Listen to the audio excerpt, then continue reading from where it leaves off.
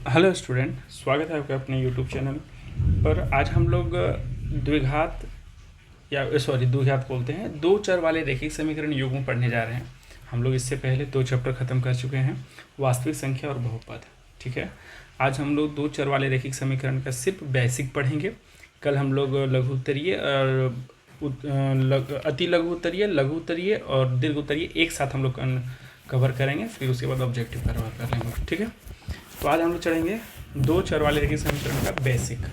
हम लोग बेसिक समझेंगे सबसे पहले कि बेसिक में हम लोगों को क्या क्या पढ़ना है ना। तो चलिए हम लोग सबसे पहले जानेंगे कि दो चर वाला रैखिक समीकरण है, यानी जिसमें दो चर होगा। यानी चर पहले समझ लेते हैं और अचर समझ लेते हैं पहले हम। ठीक है, हम लोग चर यानी एक्स वाई जेड को जानते हैं। ठीक है, और अचर हम लोग न्यूमेरिकल को जानते हैं, यानी 1 2 3 इस तरह से। ठीक है, यानी चर क्या होता है, ये परिवर्तनशील होता है, परिवर्तन होता है इसमें। लेकिन अचर क्या होता है, स्थिर होता है, स्थिर होता है, यानी इसमें बदलाव नहीं किया जा सकता है ना, बदलाव नहीं किया जा सकता। ठीक है, अब हम लोग जानेंगे कि इसमें तो अचर हम लोग की कोई भूमिका नहीं है, अचर हम लोग को उतना पढ़ना नहीं है इसमें। लेकिन हम लोग को इसमें पढ़ना है दो चर के बारे में, यानी चर के बारे में। तो हम लोग जानेंगे कि सर दो चर क्या होता है। तो हम लोग ध्यान रखेंगे कि यहाँ पर x अगर लिखते हैं तो ये एक चर है। ठीक है, अगर यहाँ x प्लस वाई लिख देते हैं तो ये कितने चर बन जाते हैं, दो चर बन जाते हैं। ठीक है, अगर यहाँ x plus y plus z अगर हम लिख देते हैं तो ये कितने चर बन जाते हैं, तीन चर बन जाते हैं। ठीक है, आई थिंक आप लोगों को समझ में आ गया होगा ये चीज़।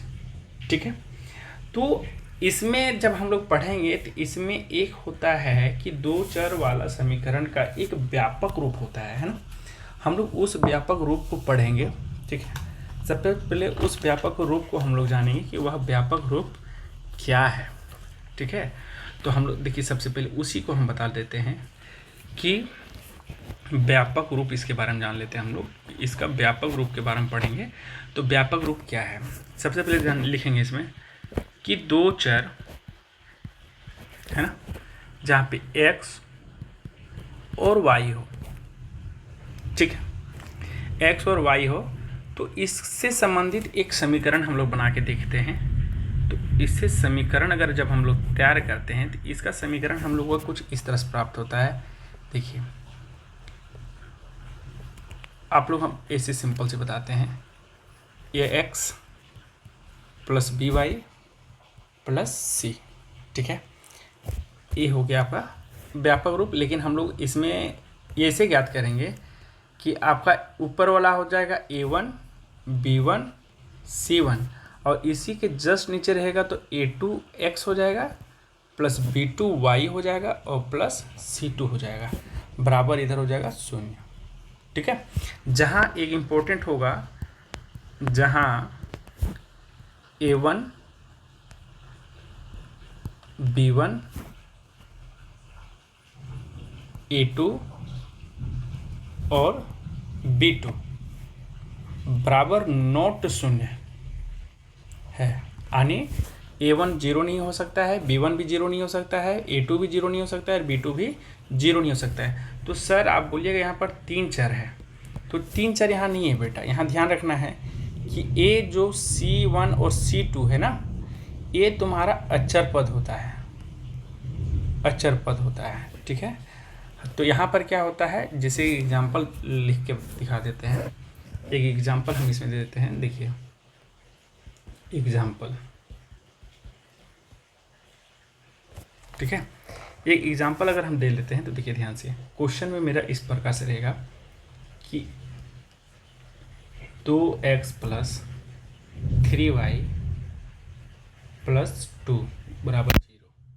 यहाँ रहेगा 3x प्लस 4y प्लस 6 बराबर 0। ठीक है, तो हम लोग कैसे समझेंगे बेटा, इसे समझेंगे जैसे A2 है, ये आपका A1 हो जाएगा, A3 आपका A2 हो जाएगा, A आपका B1 हो जाएगा, 4 आपका B2 हो जाएगा, A आपका हो जाएगा C1 और ये हो जाएगा C2। तो आप ध्यान दीजिएगा यहाँ पर केवल 2 है, यहाँ पर क्या है, केवल 2 है, देख लीजिए, है ना। और नीचे क्या है, केवल 6 है, यानी ये चर और अचर नहीं है ना। यहाँ पर केवल आपका अचर पद है, यानी 2 और 6 है, तो 2 और 6 क्या है, सिंगल अगर रहे तो वो अचर पद कहलाता है। ठीक है, तो ये हो गया एग्जाम्पल। ठीक है, यहाँ तक आपको समझ में आ गया होगा। अब इसके अलावा एक चीज़ और हम लोग देखेंगे यहाँ पर। अब हम लोग ध्यान देंगे कि कौन सा, हम लोग देखेंगे इसमें कि कौन सा अनुपात आपका वह ग्राफीय विधि से बन सकता है, नहीं बन सकता है, और कौन सा विधि से वो बनेगा, ये हम लोग उसकी स्थिति को जानेंगे, या फिर यह कह सकते हैं कि रैखिक समीकरण युग्म के हल होने की शर्त को जानेंगे। यानी वह रैखिक समीकरण का जब हम लोग हल करेंगे तो वह क्या होगा, अद्वितीय हल होगा, अपरिमित रूप होगा, या फिर उसका कोई हल नहीं होगा, संगत होगा, असंगत होगा, है ना। तो ये सारे चीज़ को हम लोग जानेंगे। ठीक है, तो देखिए हम उसको लेके चलते हैं, आते हैं दूसरा में। इसमें हम लोग पढ़ेंगे रैखिक समीकरणों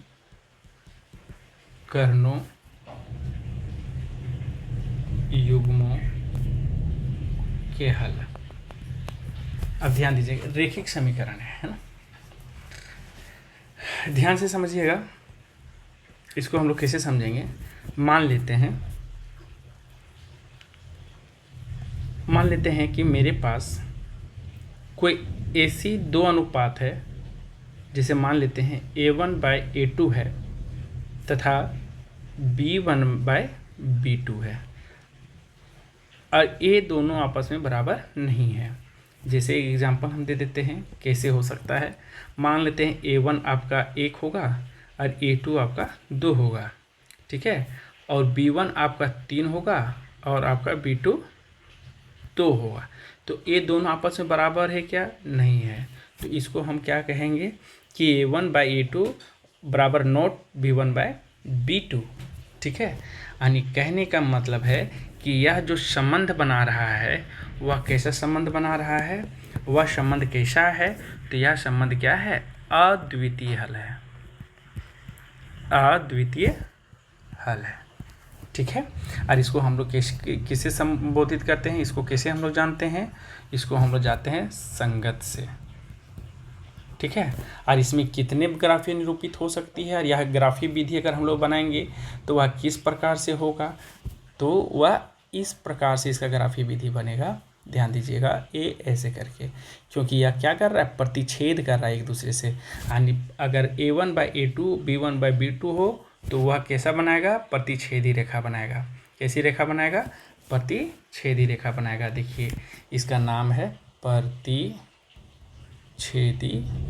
रेखा। क्लियर। अब आते हैं दूसरा इक्वेशन में।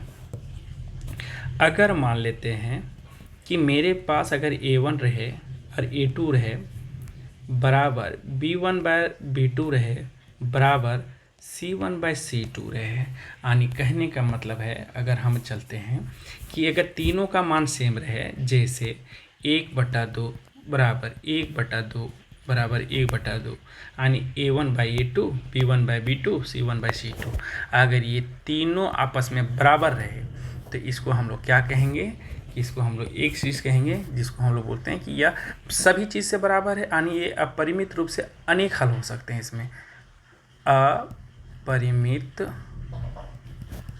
रूप से अनेक हल, और इसको हम लोग क्या कहेंगे, इसको भी हम लोग संगत कहेंगे।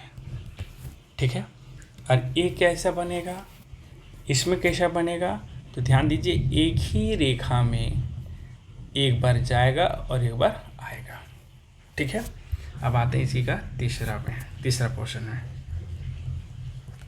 अब मान लेते हैं यहाँ पर एक रहेगा A1/A2 बराबर B1/B2 बराबर नॉट C1/C2।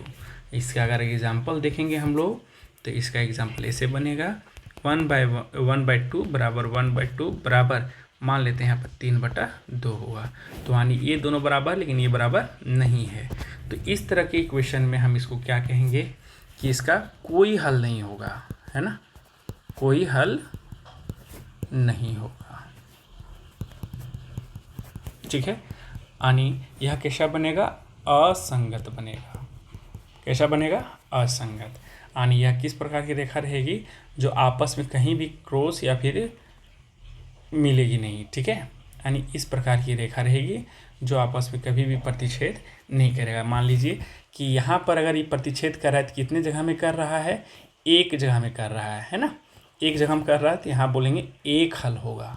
यहाँ पर कितने हल होंगे, एक हल होगा। यहाँ पर देखिए यानी दो रेखाएं आपस में जाएगी तो बहुत जगह आपका क्या होगा, रेखाएं आपस में कट करेगी, है ना। तो इसीलिए इसको बोलते हैं अपरिमित रूप। अपरिमित तो ये तो इसका ये है। इसको हम लोग बोल सकते हैं कि अनेक हल होगा। यहाँ पर कितने हल होंगे, अनेक हल होंगे। ठीक है, और ये क्या होगा, एक जगह भी टच नहीं कर रहा है तो इसका कोई हल नहीं होगा, कोई हल नहीं। क्लियर हो गया? आई थिंक आपको ये समझ में आ गया होगा। ठीक है, अब चलते हैं एक लास्ट में। हम लोग देखिए इसमें जो हम लोग पढ़ने जा रहे हैं वो 3 विधियों से हल करेंगे। हम लोग इसमें जो पढ़ेंगे अभी वह करीबन हम लोग 3 विधि से हल करेंगे। और एक होगा ग्राफीय विधि और दूसरा होगा बीजीय गणित। और बीजीय गणित में 3 पार्ट होंगे। देखिए, समीकरणों के हल, समीकरणों के हल। ठीक है, अब देखिए पहला जो हल होगा जो हम लोग यहाँ सीखेंगे, ग्राफीय विधि।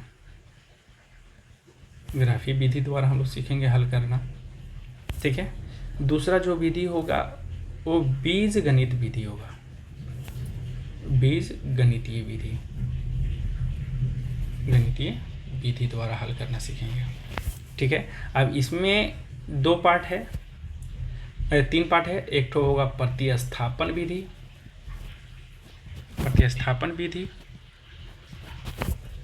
दूसरा होगा आपका प्रतिस्थापन हो गया, विलोपन विधि होगा इसमें। और ये हो जाएगा आपका व्रज गुणन विधि, व्रज गुणन विधि।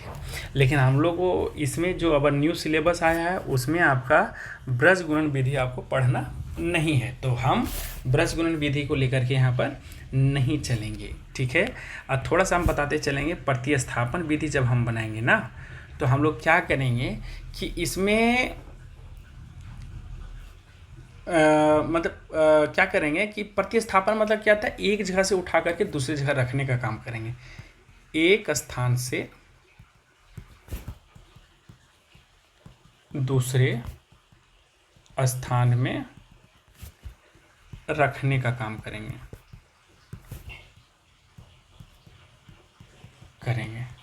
ठीक है, अब विलोपन का मतलब हो जाएगा कि आपको क्या करना है कि दोनों को,